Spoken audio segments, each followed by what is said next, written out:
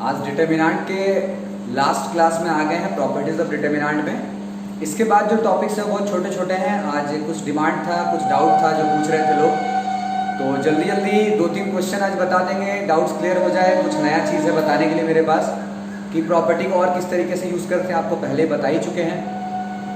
देखिए क्वेश्चन हमारे सामने है, इसको तो देख के ही आइडिया मिल जाएगा कि क्या करना है। 1 प्लस ए जो हमारा LHS पार्ट दिख रहा है, ये मिडिल पार्ट है, ये RHS है। मिडिल और RHS ये तो बिल्कुल एक ही जैसा है, क्योंकि इसको आप सॉल्व करोगे तो ये वाला अपने आप आ जाएगा। इसलिए हम RHS के पीछे ज़्यादा नहीं टाइम वेस्ट करके मिडिल टर्म लाने की कोशिश करेंगे।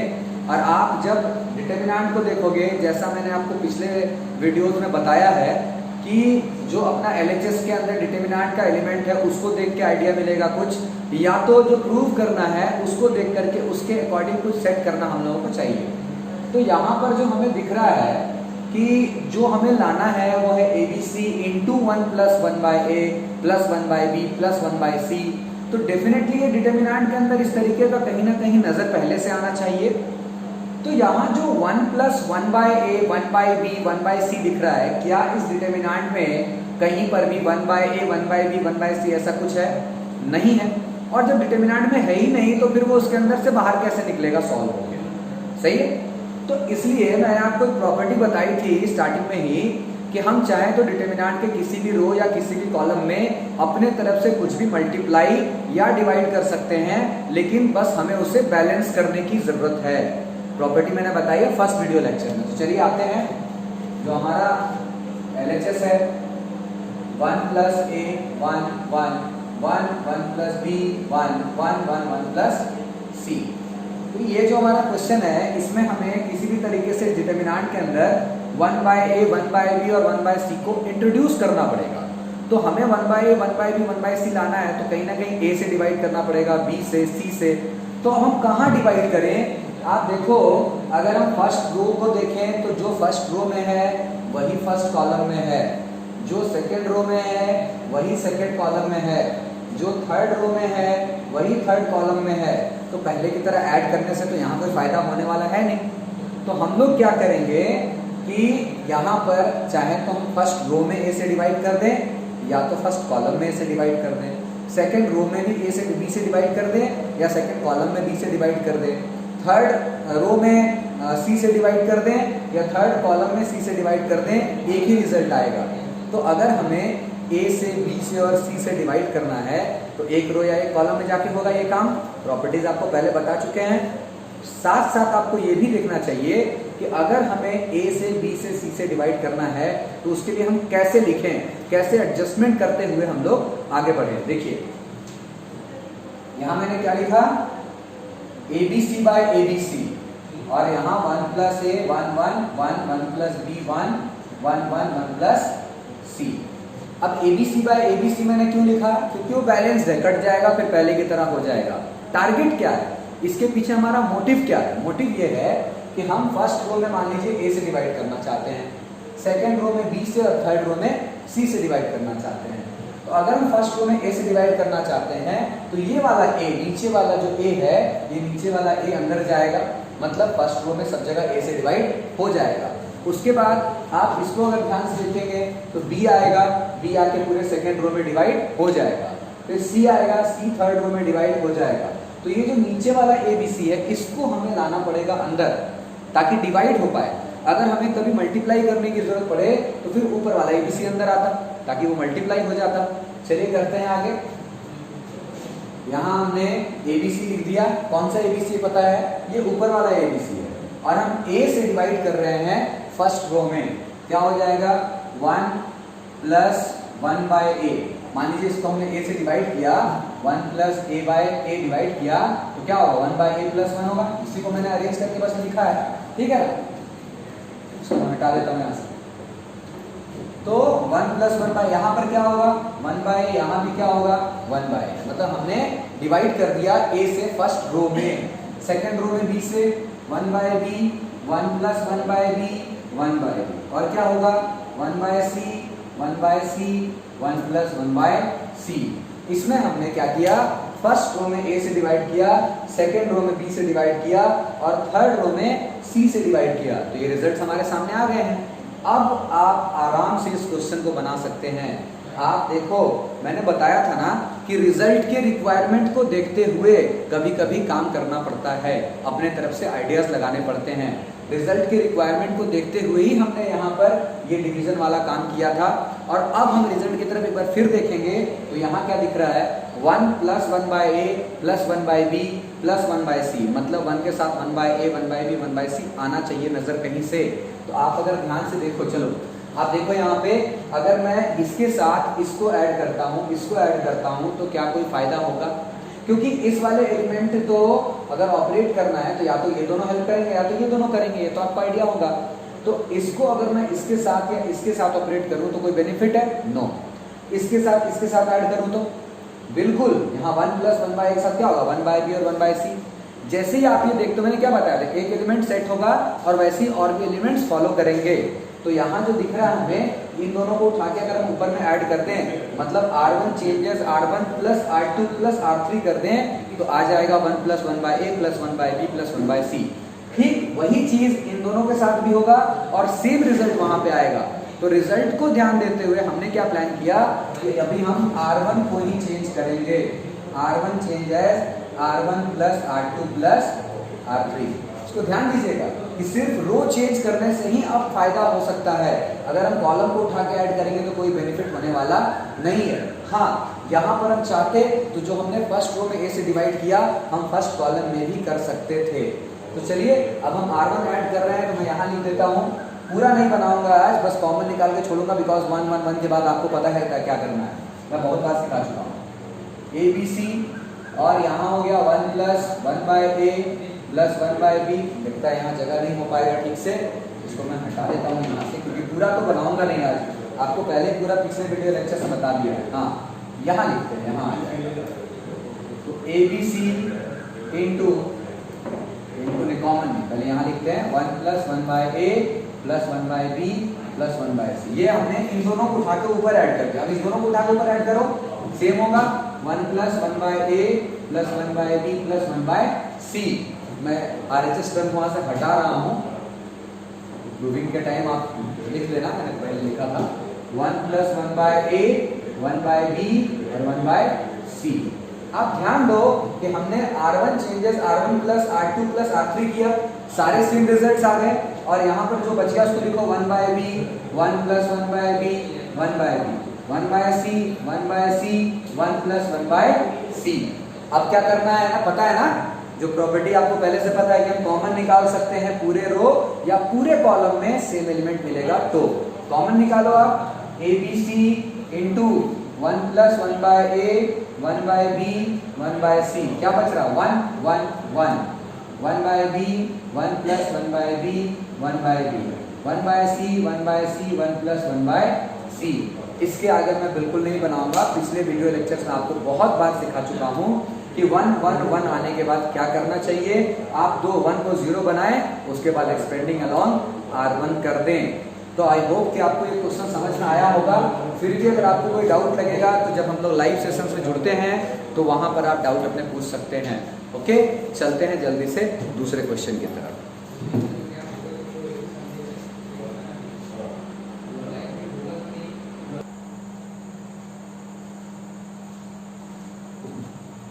तो अब हम लोग सेकंड क्वेश्चन को देखेंगे। इसमें मैं आपको हिंट करूंगा 1 1 1 तक जब पहुंच जाएंगे उसके आगे का प्रोसीजर्स आपको पिछले वीडियो लेक्चर्स में बताया गया है, उसको देखें ध्यान से, तब आगे का बना सकेंगे आसान से।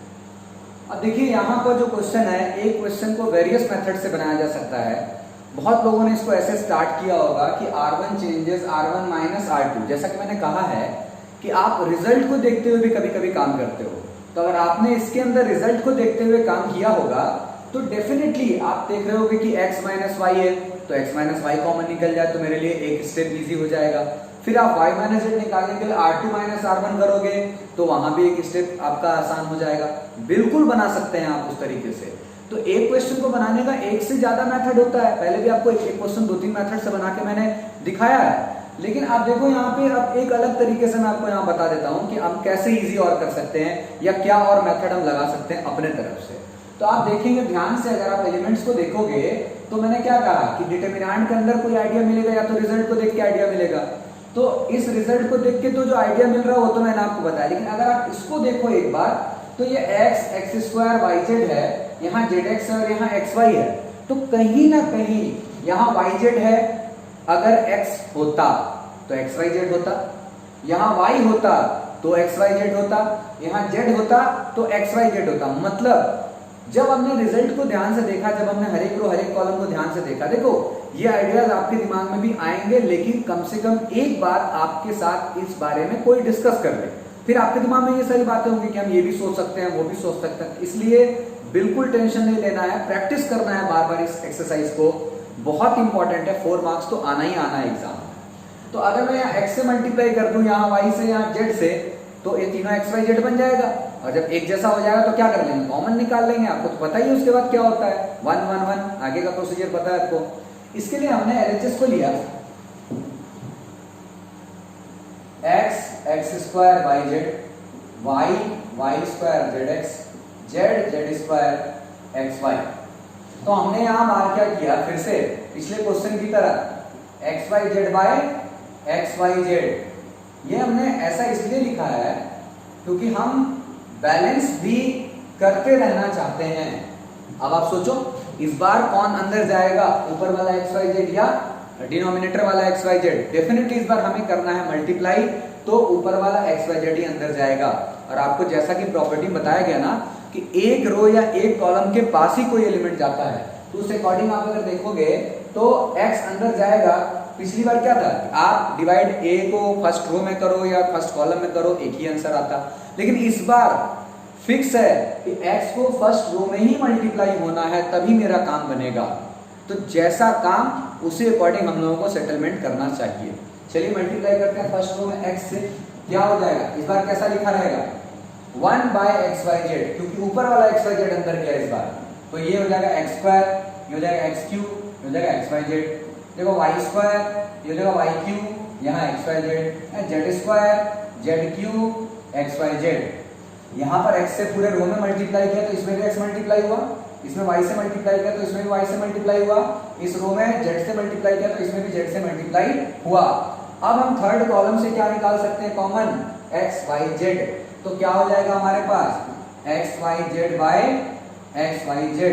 अब चाहो तो स्टेटमेंट लिखो यहाँ पे, taking out x y z common from third column, x square x cube 1, y square y cube 1, Z square Z cube 1।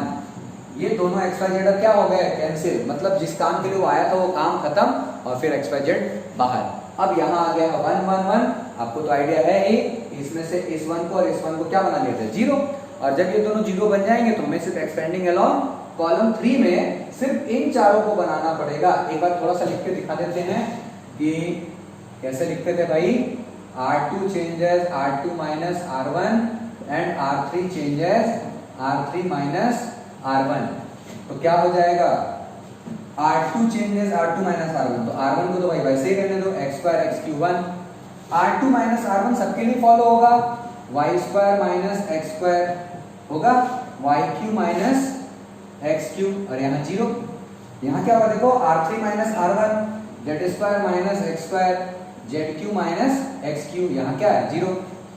अब यहाँ किसके अलोंग एक्सपेंड करना पड़ेगा, थर्ड कॉलम के अलोंग एक्सपेंड करना पड़ेगा। एक्सपेंडिंग अलोंग C3 कॉलम 3, क्या हो जाएगा, सिर्फ 4 एलिमेंट्स यहाँ पर बच रहे हैं। कौन कौन से, Y square minus X square, Y cube minus X cube, Z square minus X square, Z cube minus X cube. इसके आगे का जो सॉल्विंग है आपको पहले भी बता दिया जा चुका है कि आप यहाँ से y माइनस एक्स कॉमन निकालो, यहाँ से z माइनस एक्स कॉमन निकालो, उसके बाद आप कैंसिल आउट करो और सॉल्विंग करो, है ना, left up minus left down. तो आप सॉल्विंग बनाएं, क्योंकि ऐसे सॉल्विंग आपको पहले ही बता दिए जा चुके हैं। फिर भी डाउट रहा तो लाइव सेशन में आपको लाइव बना करके दिखा देंगे, आप वीसी के ग्रुप पे लाइव में पूछ लीजिएगा हमसे। तो ये हो गया हमारा एक और क्वेश्चन उसी तरीके का। अब इसी टाइप से, क्योंकि आज इसी टाइप पे डिस्कशन हो रहा है ना, तो चलते हैं एक और क्वेश्चन की तरफ जल्दी से। लास्ट क्वेश्चन होगा डिटरमिनेंट 4.2 का हमारे लिए। डिटरमिनेंट का प्रॉपर्टीज को हम लोग यहीं पे रोकेंगे, और जो बचा खुचा उसके अंदर थोड़ा मोड़ा है उसको भी जल्दी से 1-2 क्लास में निपटा के डिटरमिनेंट खत्म करेंगे, और कैलकुलस मोस्ट इंपॉर्टेंट थिंग उसको स्टार्ट करना है हम लोगों को।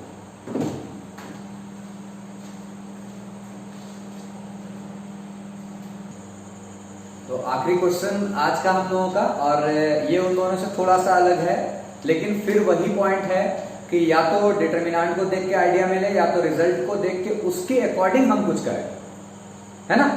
तो यहां जो है वो रिजल्ट हमारा 1 + a² + b² का होल क्यूब है। आपको 1 + a² + b² तो कहीं नहीं दिख रहा है, तो लेकिन एक चीज है कि -b² दिख रहा है या -a², यहाँ दोनों माइनस में एक एक करके हम एलिमेंट को अगर चाहें तो सेट कर सकते हैं। इस एलिमेंट की मदद ये दोनों कर सकता है या ये दोनों कर सकता है ना। इस एलिमेंट की मदद ये दोनों कर सकते हैं जो उसके साथ में, या तो बगल वाले कर सकते हैं। तो किसकी हेल्प कौन कर सकता है, कौन किसके थ्रू ऑपरेट हो सकता है, ये समझना बहुत जरूरी है।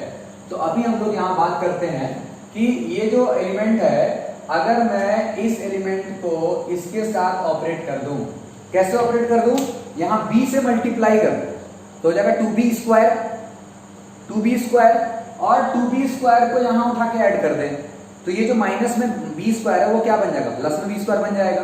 तो जो रिक्वायरमेंट है वो तो पूरा होगा ना। और जैसा कि मैंने आपको पहले बताया है कि एक एलिमेंट सेट होगा तो बाकी भी कहीं ना कहीं सेटल्ड होते हैं, नहीं होंगे तो फिर बनेगा ही नहीं। अब आप सोच रहे हो सर इसकी मदद से बना रहे हो, वो तो ठीक है, क्या मैं इसकी मदद नहीं ले सकता हूं कि वहां b से मल्टीप्लाई करके और माइनस कर दें ताकि वो माइनस माइनस क्या हो जाए प्लस। बिल्कुल कर सकते हैं, कोई दिक्कत नहीं है, कहीं से ही बनाओ, इससे भी बना सकते हो, उससे भी बना सकते हो, समझ में आ रही बात। आप चाहो तो वहां से ही बनाओ। चलो स्टार्ट करते हैं। जो LHS है हमारा 1 + a² - b² 2ab - 2b 2ab 2b 1 - a² + b² -2a 2a 1 - a² - b²। चलो कैसे लिखना पड़ेगा सोचो। R1 change as R1 + br3, क्योंकि हमें जिसमें b से मल्टीप्लाई करना है वो R3 में है, और उसको उठा के जहां ऐड करना वो R1 में है, तो R1 बदलेगा R1 + br3, ठीक है। चलो चेंज करते हैं। 1 + a² + b²। देखो R2 में तो कुछ नहीं होने वाला है ना, R2 को लिख देते हैं, R3 को भी लिख देते हैं, इसमें भी कुछ नहीं होने वाला। ओके, अब यहां और यहां के जो एलिमेंट्स है वो भी बदलेंगे R3 से, उसको ध्यान से बनाना। यहां b से मल्टीप्लाई करेंगे और उठा के यहां पे ऐड करेंगे, मतलब इस एलिमेंट को और इस एलिमेंट को ध्यान दो, ये R1 है, ये R3 है। यहां b मल्टीप्लाई करके यहां ऐड करेंगे तो ये क्या बन जाएगा 0। और अब यहां b मल्टीप्लाई करके इससे ऐड करेंगे तो थोड़ा कॉम्प्लिकेटेड है, चलो बना के दिखा देते हैं। -2b + b × 1 - a² - -2b + b - ba² - b -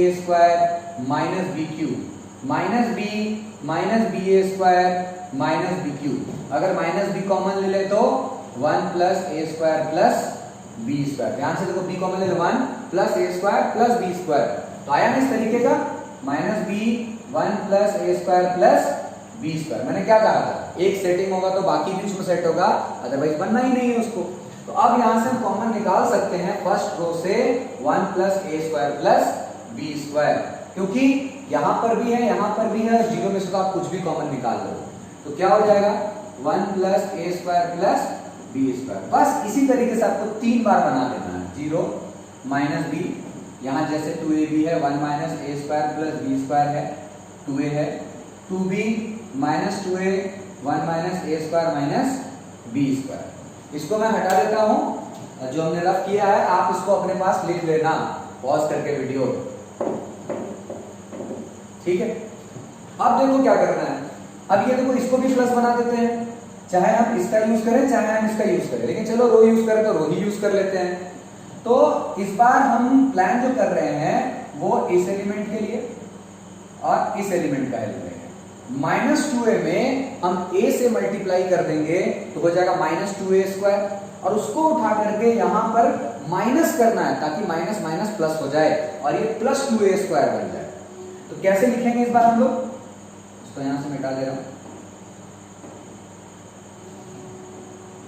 R2 changes R2 minus AR3, ठीक है ना। इस बात का ध्यान रखना भाई कि हमने कहां गया ब्लू मार्कर, हाँ, तो इस एलिमेंट को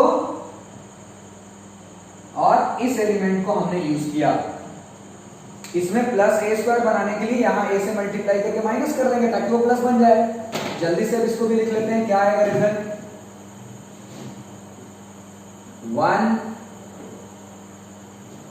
1 प्लस a² प्लस b² तो कॉमन निकल चुका है, यहाँ 1 0 माइनस b है। उसके बाद अब यहाँ चेंजेस होने वाले हैं तो ऑब्वियसली ये भी इससे ऑपरेट होगा। यहाँ a मल्टीप्लाई करके माइनस करोगे तो यहाँ क्या हो जाएगा 0। यहाँ का मैंने तो हमने ही किया है 1 प्लस a² प्लस b², ठीक है। लास्ट वाले को फिर से सॉल्व करना पड़ेगा। चलो R2 माइनस a R3, देखो गलत मत करो, भले थोड़ी मेहनत कर लो। 2a minus a plus a³ plus ab², 2a minus क्या होगा a plus a³ plus ab², ये कॉमन लेंगे तो 1 प्लस a² प्लस b²। लिखो यहाँ पे a कॉमन लेके 1 प्लस a² प्लस b², ठीक है। इसके बाद थर्ड रो को लिख दो जैसा है, 2b minus 2a 1 minus a² minus b²। अब देखो फिर कॉमन निकल रहा है एक बार, सेकेंड रो से इस बार 1 plus a² plus b² common निकल रहा है। इसको निकाल लेते हैं कॉमन, इसको फिर हटा देता हूं, इसका रफ वर्क भी लिख लेना जरूर, ठीक है। फिर से कॉमन निकालोगे तो यहां एक बार था, अब ये हो जाएगा 1 प्लस a² प्लस b² का होल स्क्वायर। जो बचा लिखो 1 0 minus b 0 1 a 2b minus 2a 1 minus a² minus b²। इसके आगे तुम चाहो तो expanding along column 1 expanding along row 1 कर लो, या तुम कह रहे हो सर एक बार और चेंज करते हैं, इसको भी प्लस बनाते हैं, तो वो भी कर सकते हैं। कैसे कर सकते हैं, तो इसमें 2a से मल्टीप्लाई करो, 2a तो हो जाएगा प्लस 2a², यहां ऐड कर दो, ये प्लस बन जाएगा माइनस से।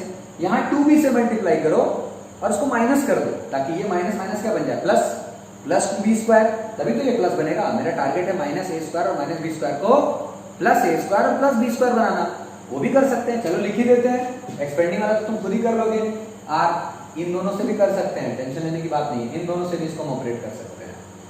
R3 changes R3 plus 2a R2 minus 2b R1 plus 2a, मतलब 2a से मल्टीप्लाई करेंगे और इसको उठा के 2a² को यहाँ ऐड कर देंगे, ऐड किया। 2b से मल्टीप्लाई करेंगे और इसको माइनस करेंगे ताकि ये प्लस बन जाए, क्या हो जाएगा 1 प्लस a² प्लस b²। देखें क्या होगा 1 0 माइनस b 0 1 a। अब बनाओ, देखना ध्यान से थोड़ा बनाना क्योंकि अभी बहुत अच्छा होने वाला है काम। R3 मतलब 2b प्लस 2a R2, इसमें 2a मल्टीप्लाई करोगे तो कोई फर्क नहीं पड़ेगा, माइनस 2b R1, यहाँ माइनस 2b, तो एक बार लिख के दिखा देते हैं तुम लोगों को, 2b माइनस 0 माइनस 2b, तो फाइनली कितना आ जाता है 0। यहाँ हमने क्या लिखा है 0। R3 की जगह 2b डालो, R2 की जगह पे 0 डालो, R1 की जगह पे 1 डालो और सॉल्व कर दो। ठीक वैसे ही इस बार करो, माइनस 2a को यहाँ रखो, 1 को यहाँ रखो, 0 को यहाँ रखो, फिर ये 0 आएगा। और इसके लिए तो हमने ही प्लान किया था 1 प्लस a² प्लस b²। अब आप चाहो तो एक्सपेंडिंग अलोंग C1 करो और एक बार और 1 प्लस a² प्लस b² कहाँ आ जाएगा, बाहर लिख दे क्या, चलो यहाँ लिख देते हैं एक्सपेंडिंग अलोंग C1। देखो लास्ट वाला यहां बना रहे हैं, ठीक है, 1 प्लस a² प्लस b² का होल स्क्वायर। और जब कॉलम 1 के अलोंग एक्सपेंड करोगे तो यही चारों बचेगा ना, ये चारों 1 a 0 1 plus a² plus b²। अब कैसे बनाओगे, left up minus left down, तो माइनस वाला तो पूरा 0 हो जाएगा, ये एक बार बचेगा 1 प्लस a² प्लस b², और यहाँ 2 बार पहले से है 1 प्लस a² प्लस b² का होल क्यूब, ये हो गया हमारा RHS। देखो क्वेश्चन आसान है लेकिन थोड़ा सा प्रैक्टिस जरूरी है, जरूरी ये है कि पिछले क्लासेस में जो आपको बताया गया उस पर जब तक कमांड नहीं होगा आपको आगे का समझ नहीं आएगा, इसलिए आप पहले उन पे कमांड करो, वीडियोस को देखो, समझो, बार बार प्रैक्टिस करो क्वेश्चन को, उसके बाद आप ऐसे क्वेश्चंस को बनाओ। तो हमारे तरफ से तो डिटरमिनेंट प्रॉपर्टीज वाला हमने यहीं पे अब छोड़ने का प्लान किया है, और अब जो भी डाउट होगा हम लोग लाइव सेशन में डिस्कस करेंगे, और जल्दी से हम चाहते हैं कि डिटरमिनेंट कंप्लीट हो, कैलकुलस की तरफ चलें। 44 मार्क्स का कैलकुलस एग्जाम में आता है, बहुत ही इंपॉर्टेंट चैप्टर है। आप सब लोग ट्रिग्नोमेट्री, इनवर्स ट्रिग्नोमेट्री का फॉर्मूला याद करना स्टार्ट कर दो। इनवर्स ट्रिग्नोमेट्री हमारे पास चैप्टर 2 में है, हमने अभी वो नहीं कराया, वो करेंगे, लेकिन फॉर्मूला आपको पहले से याद होना चाहिए सारा। बुक में आप फॉर्मूला एनसीईआरटी का सारा याद करो, चैप्टर 2 का, साथ में ट्रिग्नोमेट्री के जितने भी फॉर्मूले क्लास 11th में आपने पढ़े वो आपको याद रहने चाहिए, उसके बाद ही आप कैलकुलस पे कमांड कर पाओगे। बिल्कुल टेंशन नहीं लेना है, आप डिटरमिनेंट बनाओ। Okay, good bye.